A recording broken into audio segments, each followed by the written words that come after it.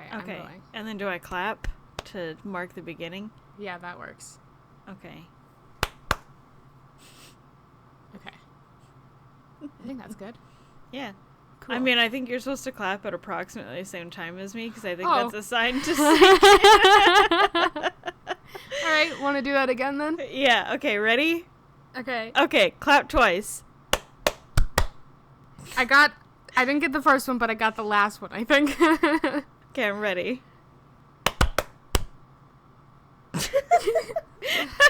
You know what? That's okay. It'll be fine. I think that was good because we fine. both hesitated a bit. Yeah. Yeah, it's fine. This is fine.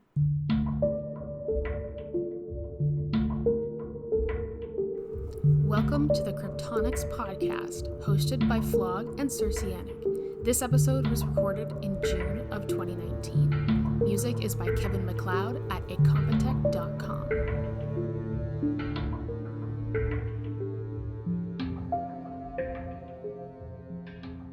Okay, well, today we're talking about the Blair Witch. The Blair Witch game was just announced at E3, which just happened this past weekend in June. I'm going to be talking today not so much about the game, although I will be talking a little bit about it at the end, but more so about the actual legend behind the Blair Witch, according to the movie series and the things that have been released on the internet, and so on and so forth.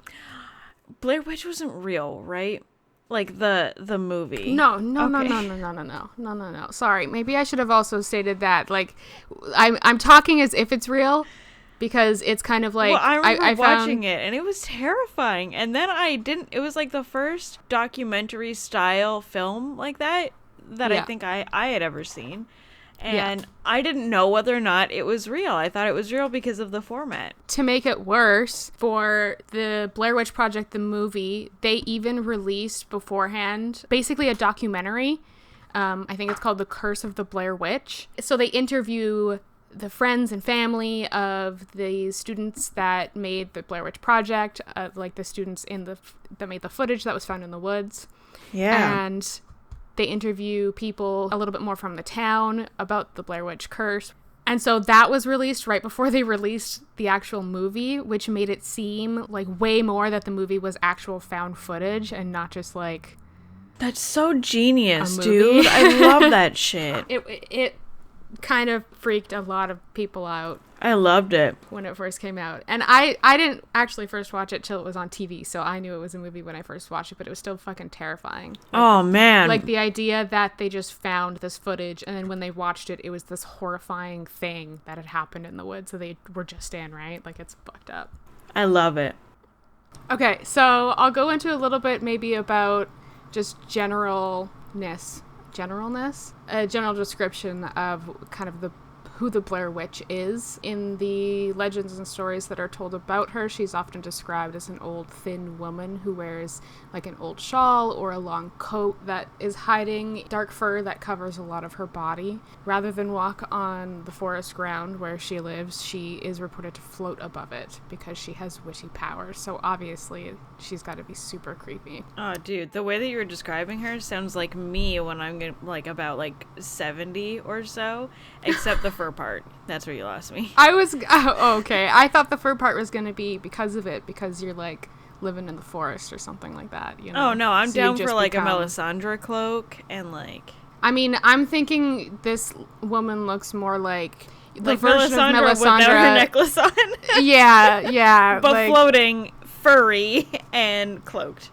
Yeah, and I think she's got, like, if you're picturing this in your mind, she's got a little bit longer limbs than the creepy Melisandre, you know? Oh, is she Slenderman's daughter? Kind of, in a way, I guess. That's kind of an okay description. That's kind of relatable. When I was writing up my notes on all of the lore about her, there were some points where I was like, this is kind of a little bit like Slenderman. Slendy? In a sense, yeah. It's kind of slendy. Kind of slendy.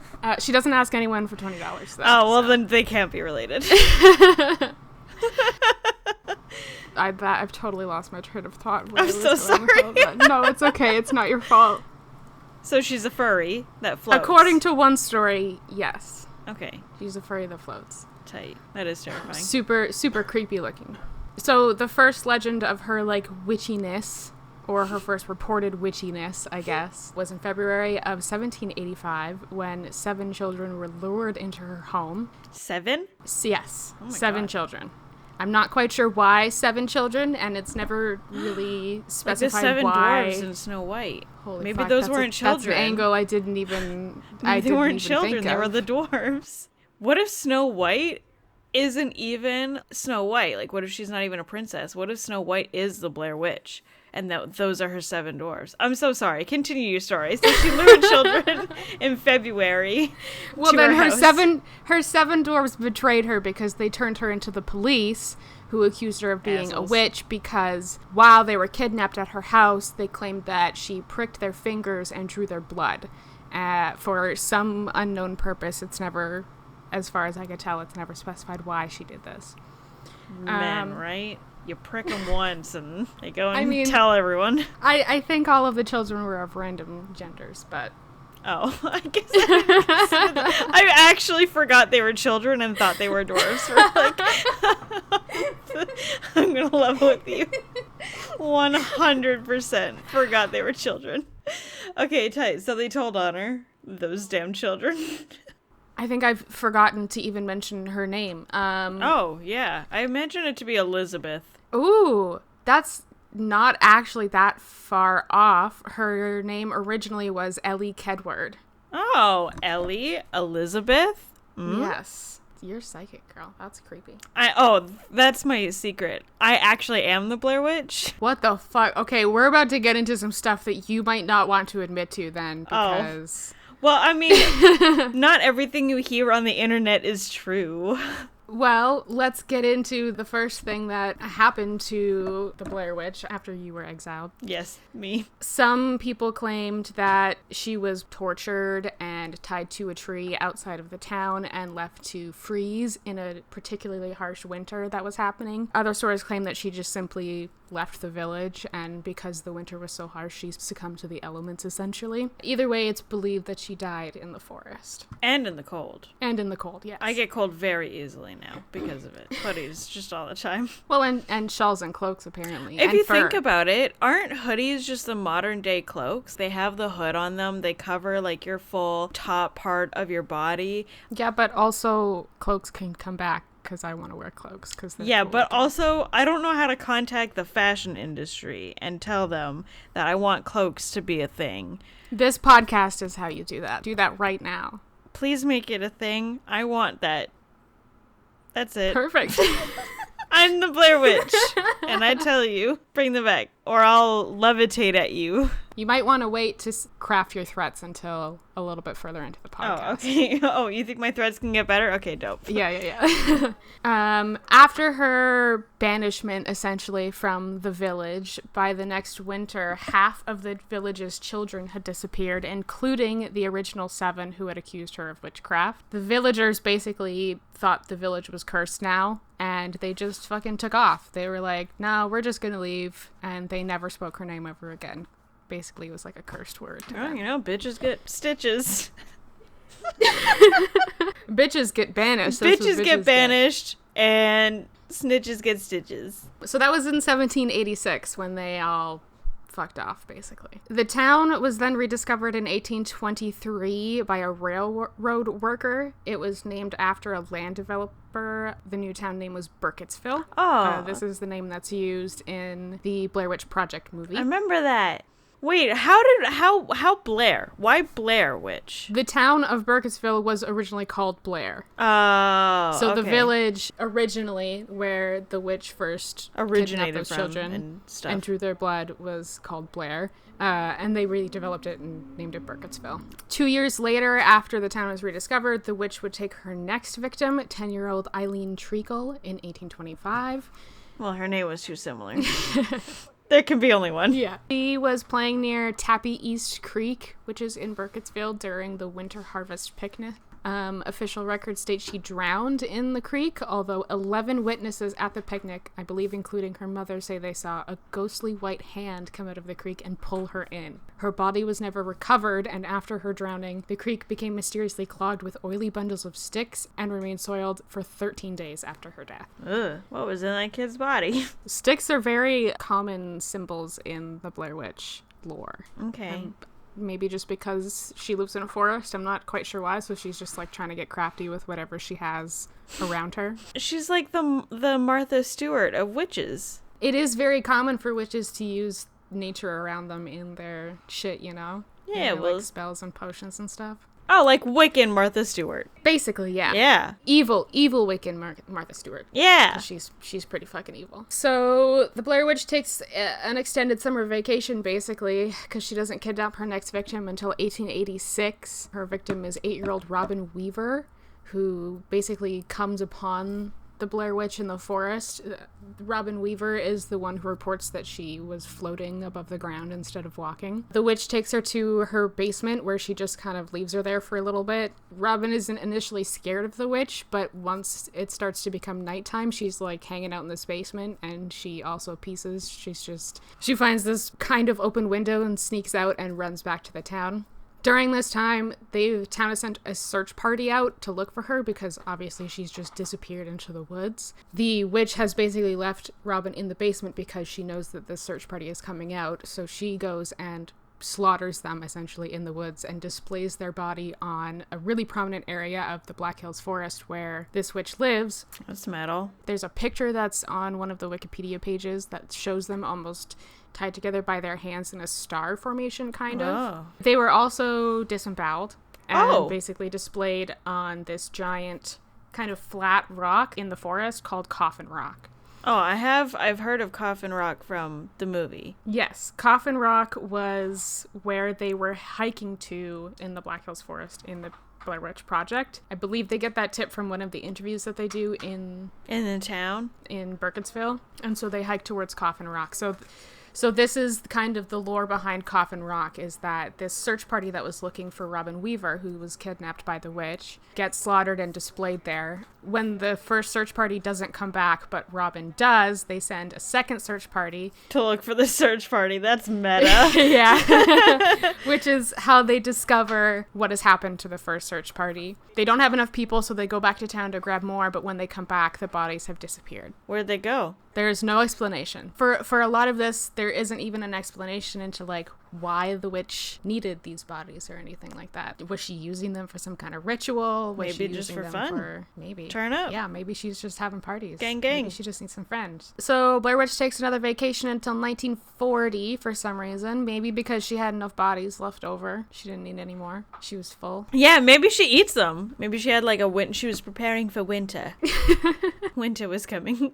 She knew before us that this final season of Game of Thrones is coming, and she was prepping. That's a powerful wish to see that far into the future. Well, you know. She's a true stan for Game of Thrones. This time in 1940, rather than committing her dirty deeds herself, she utilizes a hermit who lives in the mountains near the edge of Burkittsville named Rustin Parr. This is the part that I was kind of, when I was writing up, I was kind of like, oh, this is kind of slendy. Basically what happens with Rustin is he starts to see her around where he lives in the mountains. He has this handmade 3-story house that he's built because he's a carpenter. He only goes into the town of Burkittsville irregularly for supplies because he lives like 4 hours up into the mountains outside of town. And so when he starts to see this woman, he's super interested, but every time he sees her, she never really responds, and he never really gets a good look at her face. Over time, he begins to kind of start having dreams where he starts hearing her voice. Things start to change in the forest around him, too. He starts to notice that the animals are scared of him, and they had been used to him because he'd been living in the forest for so long. They were used to his presence, but now they just weren't coming anywhere near him or his house. And he was hearing real strange noises in the night when he was trying to sleep, so much so that he basically couldn't sleep. But anytime he did, he also was having these strange dreams where he was hearing this witch's voice. she wasn't really speaking English. It was usually strange languages, or she would repeat strange words over and over and over again. But it basically tormented him for over a year until he kind of went crazy. At this point, the witch was commanding him to do things like sleeping in the basement. He was just fully deluded and paranoid. Anytime he went into the town, the townspeople were noticing that he was insular and paranoid of other people, like of people around him. Children started going missing just over a year after he starts hearing this witch's voice. And over the course of 6 months after that, 8 children in total are lured with the promise of candy to Parr's mountain home. The witch has basically started commanding him to take these children in pairs down to his basement. And this gets a little gory, so for anyone listening, just keep that in mind before I start this. So the witch was basically commanding him to bring children down to his basement in pairs, where he would put one in the corner, disembowel the other one while carving strange symbols into their skin. Whoa. And the child in the corner could hear all of this happening. The reason that the child is in the corner, they're facing away from what's happening because he doesn't want them to watch him while he's doing this. I don't know if that was some part of the true him coming through, like because maybe he was ashamed of what he was doing, or if that was just some weird paranoia that he was exhibiting. Weird. Even though once he was done with the first one, he immediately went on with the second one and killed the next one, right? So Yeah. He took the kid out of the corner and then immediately did the same thing to them.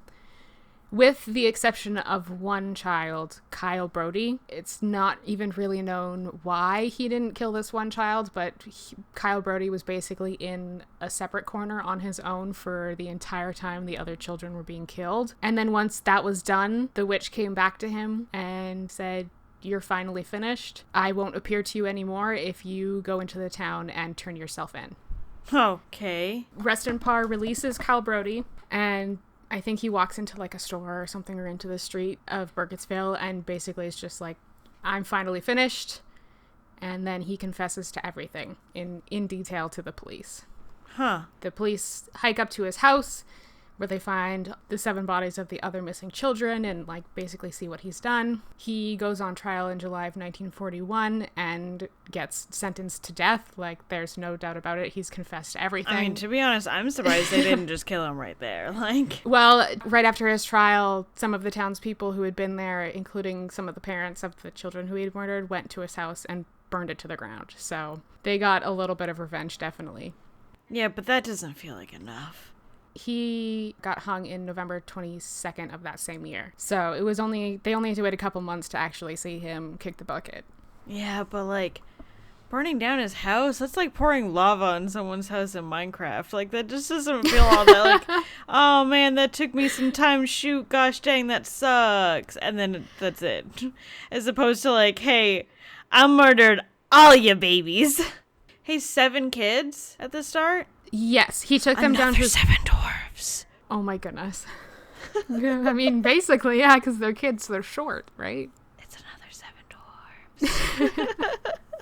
Right up until the end, right up until he was hung, Reston Parr was adamant that an old woman was whispering into his ear the whole time and making him do this, which does make sense with some accounts that have been made of Reston Parr, because before, even though he was slightly isolated in his home, he was kind of a hermit. He was still pleasant, and he was still reported to be helpful to like hikers who would come into the mountains and things like that. So him all of a sudden turning and killing these children is definitely not within the character of what the townspeople at least knew him to be. So yeah, but at the same time, if you look at other serial killers, like, they don't seem like they would be serial killers. yeah, I guess that's true. Look at like Ted Bundy. Yeah.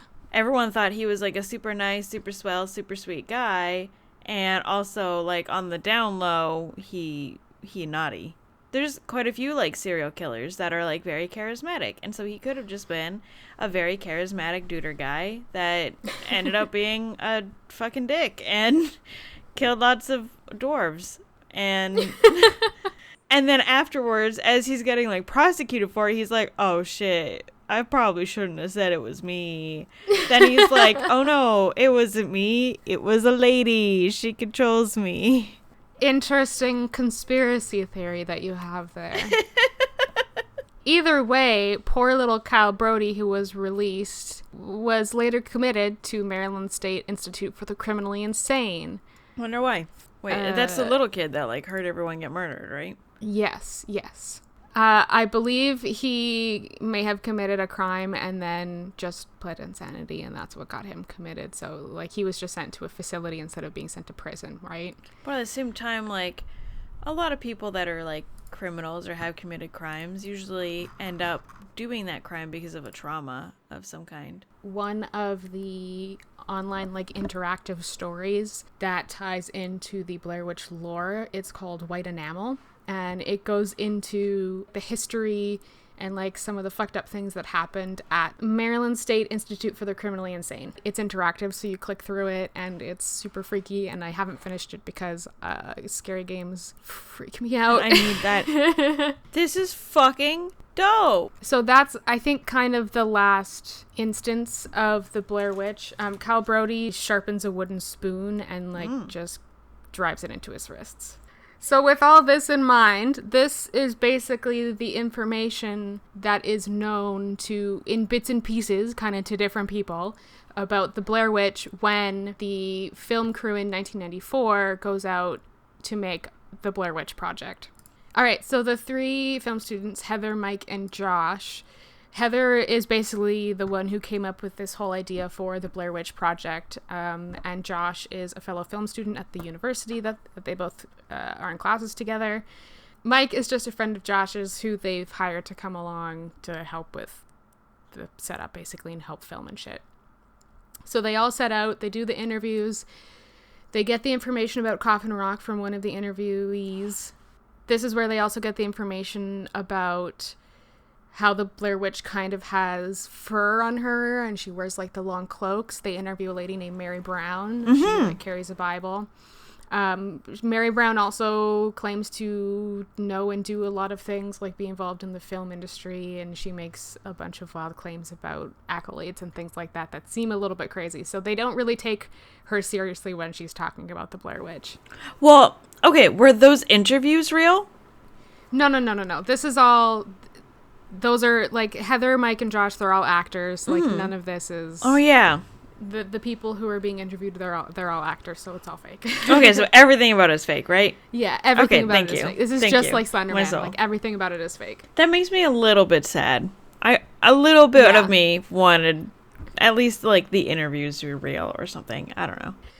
Heather, Josh, and Mike eventually interview that one gentleman who leads them onto Coffin Rock, where that search party was slaughtered. They're like, hey, that sounds like a good idea. Let's go into the woods and check this place out and get some good footage of where this all is supposed to have actually happened. So they go in, and when they get there at Coffin Rock, there's, like, little piles of rocks that are made up and, like, stick figures made out of actual sticks that are hanging from trees. Josh knocks over one of the rock piles while they're there. Bad boy. Naughty. Desecrating the whatever it is. I don't know. And also just being a dick. Someone put that together. Someone made that piece of art. You're just gonna go up and kick it over? That's like if I built something awesome out of fucking Legos and then someone just came up and Godzilla'd it. Like... I mean, this is just your Blair Witch coming through, right? Your Blair Witch anger. Yeah, I get that. He broke her art. That first night that they're camping, they hear crazy shit in the forest. It's almost like children's laughter, kind of, or like children Fuck that. Things like that. There's also really large cracking noises as if trees are being snapped in half. Like, not just twigs and branches, like a entire deep cracking. Trees, yeah. Yeah. Deep, heavy footsteps to go along with that cracking, as if something is either breaking trees while it walks or breaking trees because it walks, you know? Oh, that got deep. It's super creepy. It doesn't help, too, that as time goes on, as they start to realize that they've been walking for hours without really getting anywhere on the map, tensions kind of rise between them and they start to get a little snappy. They start to argue a lot more. Their mental health is obviously starting to deteriorate as they get more and more confused kind of by what's going on. When they wake up after that first night, they do notice too that there are like rock formations that are placed in a circle around their tent, around their campsite. Yeah, I'd fucking passive-aggressive artists around them too. After that happens, they kind of are like, yeah, we're we're going to try and peace. We're going to head back to the car. Like, we've got enough. Heather's thing this whole movie is that she basically can't stop filming. And they yell at her so often because they're trying to just get out of the forest and she's just, like, still there filming shit. So as they're trying to leave, they're trying to follow the map. They're using a compass. They realize they're walking in circles. Eventually, they lose the map. Heather had the map, but now it's gone. She can't find it. She's blaming everyone else. Everyone else is blaming her. Things start getting a little bit crazier. They start hearing noises right outside their tent. I think it might even be the next night. Something starts to shake their tent in a way, and they all fucking bail out. This is like the middle of the night. It's pitch black outside. They use their flashlights but eventually turn them off because they're worried that something is following them into the forest. At like 6 a.m, when it's finally getting light outside, they head back to their campsite and it is completely trashed. Not only is it trashed, but I'm pretty sure one of their packs is missing. And when they end up refinding it, it's covered in this like weird slime material or something like that. Like he came on his backpack? Or the witch did. Maybe the witch is like... Damn! I mean, Josh was originally the one that knocked over one of her piles of rocks too, so either it was revenge or she noticed him do that and then was like, ooh, wait a second, Josh, you looking mighty fine. I haven't had anyone in my forest for a long time. Let's see where this goes. Mike eventually confesses that the map didn't go missing. He kicked it into the fucking water because it wasn't working anyways. Like, they were following it and not getting anywhere, so he just fucking yeeted it, basically. They wake up the next morning and Josh is gone. At this point, the witch has either got her revenge or they got married or something. I don't know. It's very possible. Either one of those. It's very possible either one of those happened. That same morning that he goes missing, I believe there's like a little bundle of sticks outside of their campsite that's wrapped in a shredded piece of his shirt. Oh, even more aggressive art. At first, Heather just like tosses it away from their campsite, like she just doesn't want to deal with it. And then later she goes back to figure out what it is. And when she opens it, first she sees a ton of blood. And then when it fully opens up, she realizes it's a severed ear, presumed to be Josh's severed ear because it was tied with a piece of his shirt. She just like throws it back into the woods, goes, washes her hands. She doesn't say anything about it to Mike. He obviously notices that she's freaking out because she's like on the verge of bursting into tears. They decide to just keep hiking because that's all they really can do at this point. Yeah. The next night is when they hear Josh's screams in the forest. What kind of screams? Like, we just got married screams? You know what? I might need to rewatch that and figure that out. The screaming starts as Heather is recording this apology video, basically. You know, like when influencers make apology videos. Isn't that the like canceled? the infamous camera angle is down lower than her face and like she's crying and there's snot coming out and because Heather knows that this trip was all her idea, so everyone's gonna cancel her when they find out that. Did you just say they're gonna cancel her? Yeah. It's actually really, like, upsetting because she's apologizing to their families, being like, you know, I'm the one who brought them into this forest and I'm the one who, you know, yada, yada, yada. Yeah. And she's really upset, and then that's kind of when things start getting all fucky. When Mike and Heather start hearing these screams, they just freak out. They are trying to find him. Eventually, they come across that house in the woods. The broken down house? They're just freaking the fuck out and running through this house, trying to figure out where these screams are coming from, and then trying to find each other at some point because they've got split up. And then when they do end up finding each other, there's that infamous scene at the end of the movie where Mike is standing in the corner and Heather comes down into the basement and sees him standing there, and the camera just kind of like drops to the ground, and it's never really clear what happens to them after this point. Could they be we never actually see their deaths, right? We never actually see any confirmation that they are actually dead, or if they've been like, I don't know, taken over, right? Because Rustin Parr was kind of taken over, although it would be implied that they died because Mike was standing in the corner, which is similar to how the children were originally killed in that basement. Yeah. So that is kind of the story behind the movie that everyone really knows about the Blair Witch, like the most popular piece of lore basically about the Blair Witch. After all of that happens, there is more not official lore, I don't know, canon lore, I guess. There's a blogger online who starts blogging about the Blair Witch in like 2013 or so. The blog is called Darknet666. That's edgy. It's made by producers and stuff, right? So it's got to be super over the top and cliche. He is a resident of Burkittsville, so he knows a little bit about the legends that have, are talked about by the older people in the town that have been passed down. How big is that town? How many people live there? It's not super big. Actually, a description on the blogger's website, it's really only about 3 roads wide or something like that. Like, it's not supposed to be this huge town. It's supposed to be a really small town. And even in the forests kind of that are closest to the town, it's only really up until you get into the mountains where Weston Parr lived where the forests get that dense. Otherwise, it's supposed to be not that difficult to find your way out of the forest, right? Which is why when people do go missing in that forest, it's like a little bit of a bigger deal, because especially near Coffin Rock, where like the Heather and Mike and Josh were originally kind of hiking to, I guess it's not really supposed to be that difficult to get out of.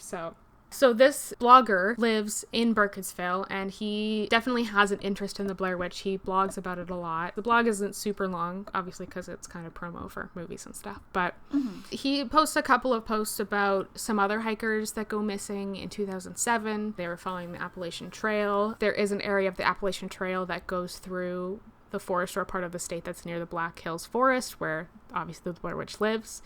And it is believed that they were near that area when they disappeared. So he's relating it to the Blair Witch because they're, mysterious disappearances. It could be a related incident. Related, yeah. He also talks about 2 other unidentified kind of persons or bodies that were found near what is known as the Frederick watershed, but he kind of insinuates that that's the same thing as the Black Hills Forest. One was August 24, 1982, when they found the body of a woman in a steamer trunk. The blogger relates this to the Blair Witch because there are like twigs and scattered leaves that have been placed on top of it. So here's the thing. I feel like Burkittsville, that is the best place to go if you want to become a killer or if you want to murder someone. Oh yeah. Because you can so easily generate hype around it being like the Blair Witch and having it go unsolved. Like having it not believe that it would be you. Just place some fucking stick dolls, some rock piles, say it wasn't you. Say you saw like some creature or something. I saw a hand. I saw a hand reach out. Yeah, exactly. And boom, fucking alibied. Thanks, Blair Witch. The second mysterious, it was more like partial skeletal remains that were found than a body, but this was in November 10 of 1989. Middle-aged man. The skeletal remains were found on the roadside near the watershed in Frederick, Maryland, where this is supposed to be the Black Hills Forest. Neither of these people were ever identified, and it's never actually confirmed whether they're related in any way actually to the Blair Witch, but it is insinuated by this blogger, so I figured it was important to mention them just in case to show that there might be other mysteries related to the Blair Witch other than the popular movies that we know. Yeah. So then we have a video that is posted by Darknet666 on YouTube that is supposedly footage that they have found in the Black Hills Forest. It's a tape. They posted it online, and Heather's brother, Heather from the Blair Witch Project, her brother comes across this video online. Basically, this footage is a woman who's frantically running through what looks to be a rundown house that could be similar to the house in the original Blair Witch Project. Is it Heather? Not sure. She's running from something.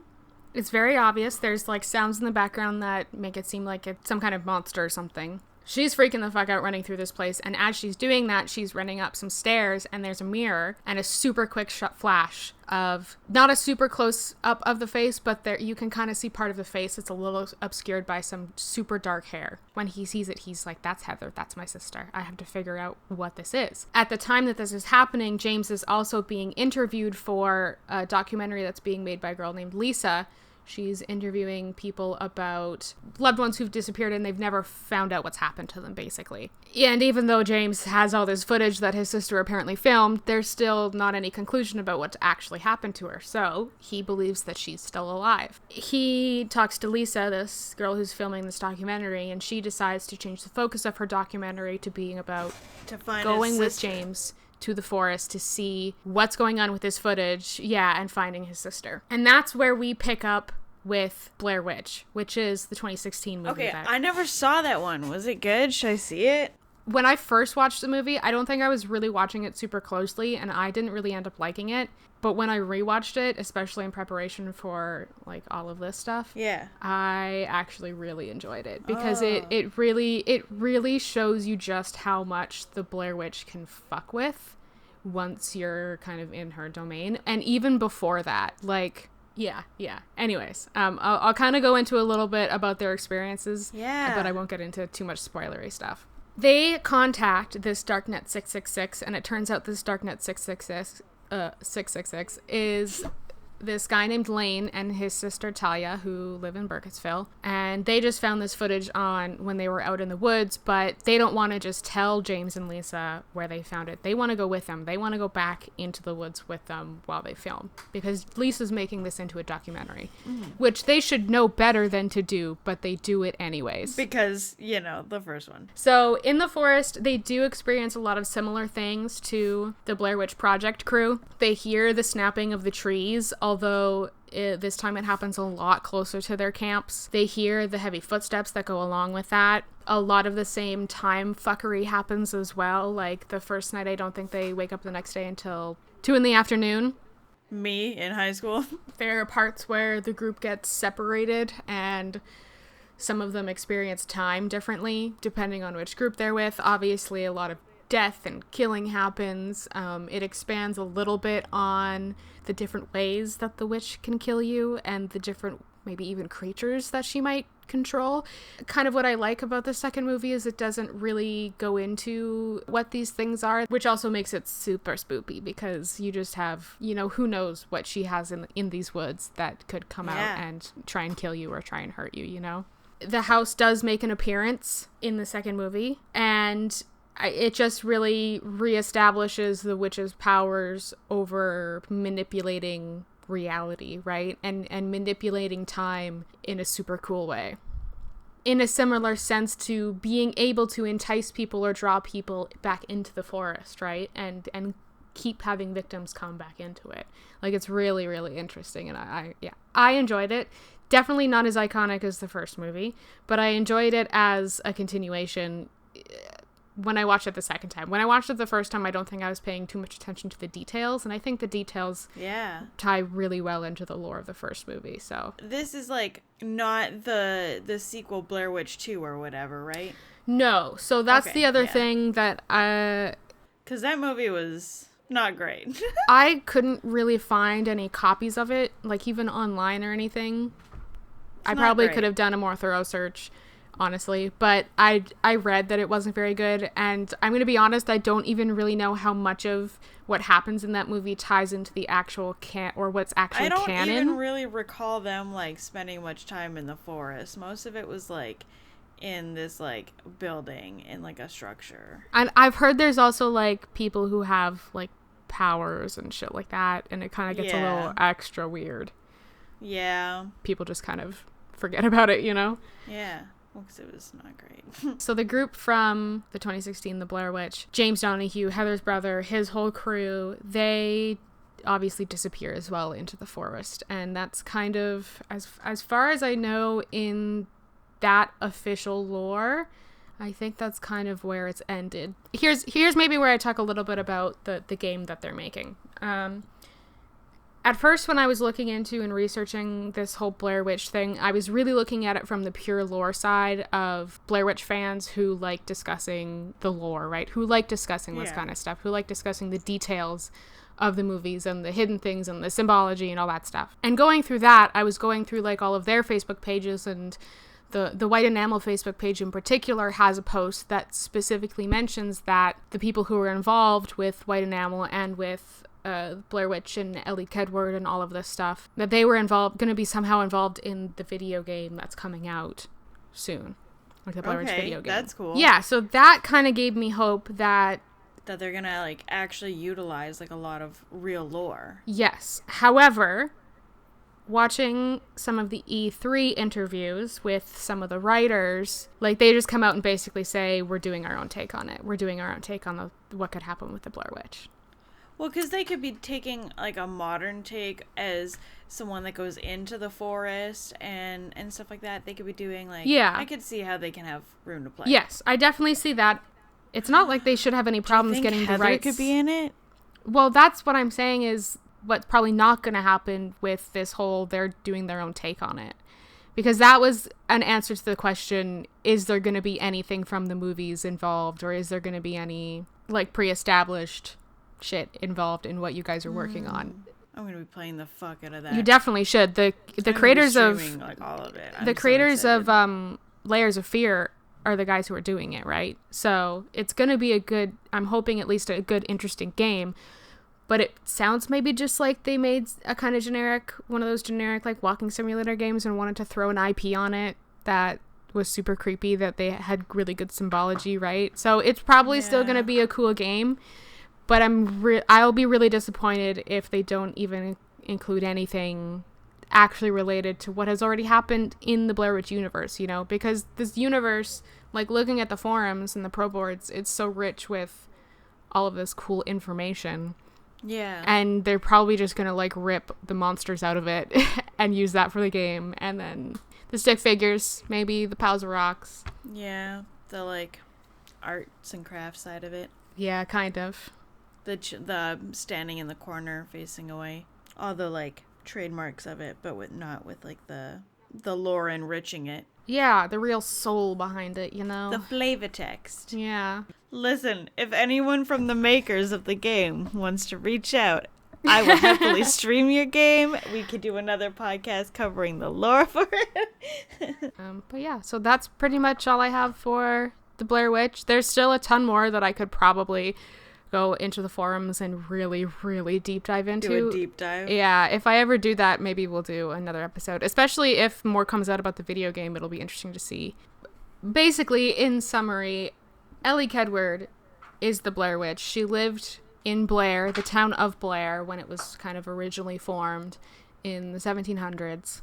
She was accused of being a witch by 7 children who say that she pricked their fingers for blood for some reason.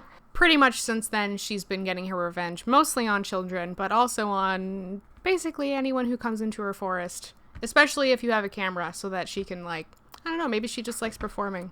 Maybe she wants to be a streamer. Maybe one day she'll have a stream. I'd help her out. Everyone can be a content creator. Everyone deserves a chance at fulfilling their dreams, right? Yeah, don't let your memes be dreams, Ellie. Yo, that'd be dope. Oh, she could be on YouTube doing, like, how-to videos on her, like, stick crafts. She would probably make a killing on Pinterest, too. You know? A killing? Ha ha! Ha ha ha ha ha! That was a really bad fake laugh. Oh my god. If you do wind up in her forest, there are many signs that she's about to come and fuck you up, including putting little piles of rocks around where you're sleeping, or snapping trees. Maybe you wake up and there's little stick figures hanging around your campsite, or bundles of sticks with severed pieces of people have been left by your campsite. That's a pretty clear indication that you're fucked. Like, if you get to that point, you're definitely not coming back. If you haven't already noticed that you've been lost in the woods for a couple of days. Unless you get super lucky like Kyle Brody, who really didn't get lucky because he kind of went insane and then committed suicide. There really isn't any way to escape. Like, it kind of seems like once you're there, you're stuck. It's almost like a House of Leaves kind of scenario. Like, once things start to get all fucky with where you're at, that's where you're at and you're not leaving. Or House of Leaves. Also, Grave Encounters, which is another movie that I can't shut up about ever. And that's pretty much it. That's the Blair Witch. Like, if you're ever in the woods in Maryland and you see an old lady in a shawl or a long black cloak, just leave. Just get out of there. If you do want to check us out, where can we find you, Phlog? Twitter.com/Phlog. I mean, I'm a fake streamer, but if you want to catch one of my streams whenever I do have time to stream, it's twitch.tv/Phlog. PHLOG. Because it's not spelled the normal way. Yeah, PHLOG. PHLOG. I'm not going to do the whole thing. I have a Twitter. I have an Instagram. My handle is Circeanic, spelled CIRCEANIC. And I also do another podcast. I almost forgot that I have a whole other podcast that I do. It's called Tremble. It's about horror movies. I'm on it with my 2 co-hosts, Steve and Kurt, who are actual film critics, whereas I just am like a horror movie fan. And that's about it. Mm-hmm. But yeah. Okay. Thanks for listening. Bye.